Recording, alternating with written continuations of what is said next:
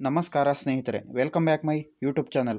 ಕಳೆದ 2-3 ದಿನಗಳಿಂದ ರಾಜ್ಯದಾದ್ಯಂತ ಮಳೆಯು ಕಡಿಮೆಯಾಗಿದ್ದು, ಇಂದಿನಿಂದ ಮತ್ತೆ ರಾಜ್ಯದಾದ್ಯಂತ ಮಳೆಯು ಅಬ್ಬರಿಸಲಿದ್ದಾನೆ.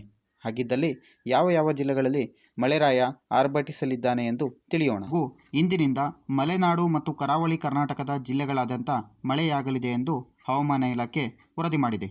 ಹಾಗೂ ಉತ್ತರ ಒಳನಾಡು ಮತ್ತು ದಕ್ಷಿಣ ಒಳನಾಡಿನ ಜಿಲ್ಲೆಗಳಾದ್ಯಂತ ಮಳೆ ಮುಂದುವರಿಯಲಿದ್ದಾನೆ.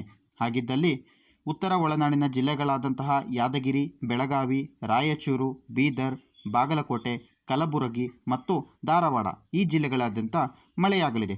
ಹಾಗೂ ದಕ್ಷಿಣ ಒಳನಾಡಿನ ಜಿಲ್ಲೆಗಳಾದಂತಹ ಕೊಡಗು, ತುಮಕೂರು, ಹಾಸನ, ಶಿವಮೊಗ್ಗ, ರಾಮನಗರ, ಮೈಸೂರು, ಮಂಡ್ಯ, ಚಿತ್ರದುರ್ಗ, ಚಿಕ್ಕಬಳ್ಳಾಪುರ, ಚಿಕ್ಕಮಗಳೂರು ಹಾಗೂ ಕೋಲಾರ ಮತ್ತು ಚಾಮರಾಜನಗರ ಹಾಗೂ ದಾವಣಗೆರೆ ಈ ಜಿಲ್ಲೆಗಳಾದ್ಯಂತ ಮಳೆಯು ಮುಂದುವರಿಯಲಿದ್ದಾನೆ.